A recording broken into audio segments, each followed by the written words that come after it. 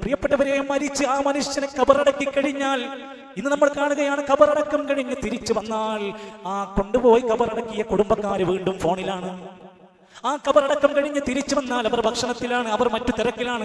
മറവ് ചെയ്ത വ്യക്തിയെ മറക്കുന്നു, സ്വന്തം മരണത്തെ മറക്കുന്നു. അന്ന് വൈകുന്നേരമാകുമ്പോഴത്തേക്ക് ഹൽക്ക തുടങ്ങുകയാണ്, ദിക്ർ തുടങ്ങുകയാണ്. കുടുംബക്കാരും മയ്യത്തിനെ കുറിച്ച് ചർച്ചകൾ മാറുകയാണ്. എന്ത് വിളമ്പണം, എന്ത് കൊടുക്കണം, എത്ര വിളമ്പണം, ആരൊക്കെ വിളിക്കണം, മൂന്നിനാരൊക്കെ വിളിക്കണം, അന്ന് ആരൊക്കെ വിളിക്കണം, എന്ത് കൊടുക്കണം, എത്ര കിണ്ടൽ വെക്കണം എന്ന് ചർച്ചയാവുകയാണ്.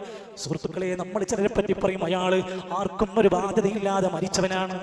ബാധ്യത ഇല്ലാത്തത് ഒറ്റ ദിവസം പോലും അദ്ദേഹം കടന്നിട്ടില്ല, ഒരു രോഗമില്ലാതെ മരിച്ചത്.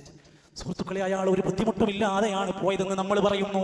അദ്ദേഹം അനുഭവിക്കുന്ന ബുദ്ധിമുട്ടിനെ കുറിച്ച് നമ്മൾ ആരെങ്കിലും ചിന്തിക്കുന്നുണ്ടോ, ആലോചിക്കുന്നുണ്ടോ? ഒരു അമലിന് വേണ്ടി കൊതിക്കുന്ന ഒരു നാള്, ആ ഖബറിനകത്ത് കിടന്ന് കാലങ്ങൾ കഴിയുന്നത് അയാൾ ദുനിയാവിൽ ചെയ്ത നന്മയുടെ അടിസ്ഥാനത്തിലാണ്.